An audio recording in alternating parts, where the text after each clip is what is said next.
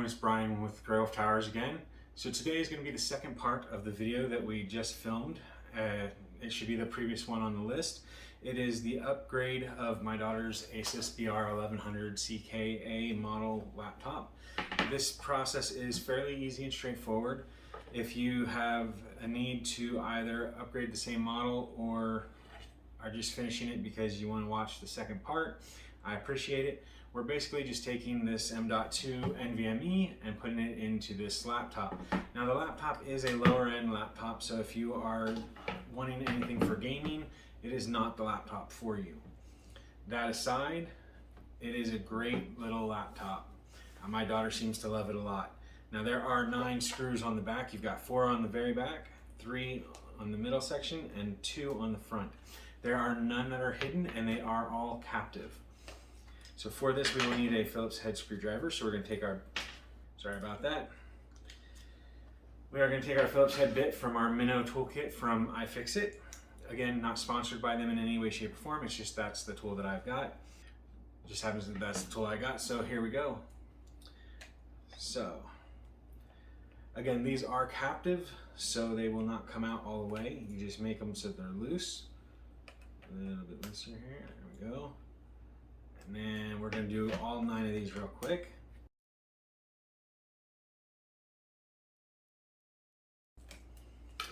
Now I did forget to tell you ahead of time, so I'm going to use this now. There are 2 towards the middle on the back that are covered in these little screw covers. So we're going to take those little covers off using a tiny bit. Go. We'll put those back on when we're done. And so that is just 2 of them hidden. They're pretty obvious where they are, so it's not like it's going to make it difficult for you to spot them, but you do have to take off those covers. You can take them off and leave them off. As far as I'm aware, it doesn't impact the warranty or anything like that, but they are kind of cool to have on there just to keep stuff out of those screws. You will need some sort of pry tool, and you want to start near the back corner here and work your way around. So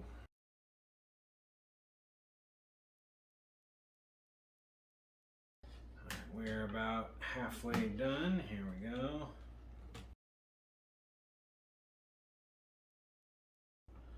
Okay, now with this laptop specifically, the great thing about the screen is that it does go down to a 180-degree angle, which is great for this.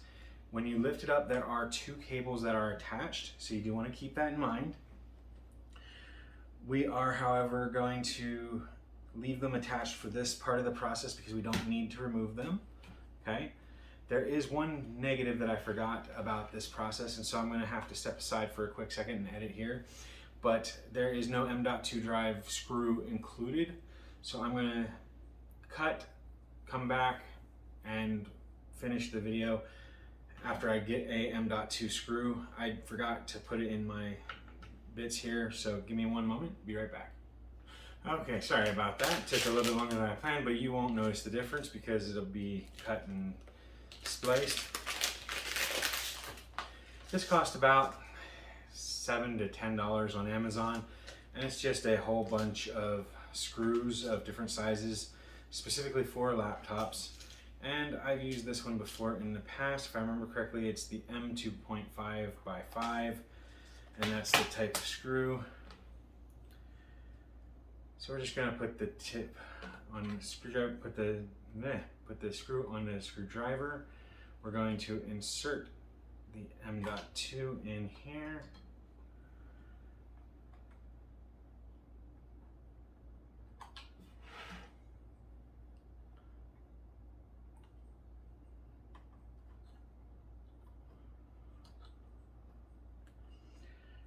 It doesn't click like a lot of them do. Not all of them do that though. We're going to screw this in. It already has the riser in place because it's built that way. So now that is the drive install. Now for closing it up, all we basically do is we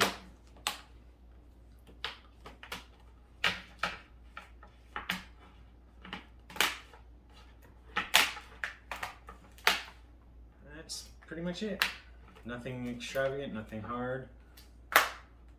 Just make sure. There we go. And we just flip it back upside down here, and we just put the screws back into place.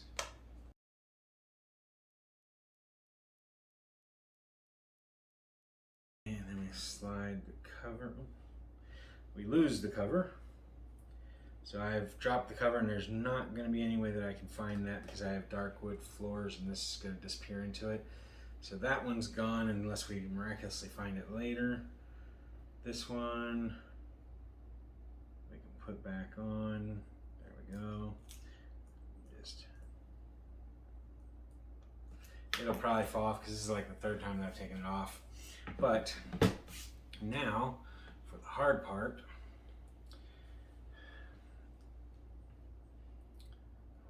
We start the system up and we go into the boot screen. There we go. We are going to go with, in our case it's Kingston, so we're going to boot that one. And so now we're just going to go into Windows, and when we're in there we're going to delete the partition for the 128 gigabyte drive so that it doesn't boot from that anymore. But that is today's video. I do hope that you enjoyed this video, found it informational or educational, entertaining at the very least. If you did, make sure you hit the like button down below. If you haven't already, hit the subscribe button that should be in this general area here to keep up to date on our new videos and our community section. And as always, if you have any questions about myself, the product, or the channel, you can leave those down below in the comments section. Or on Twitter at TowersGrey. Thanks for watching. Have a great day. Bye for now.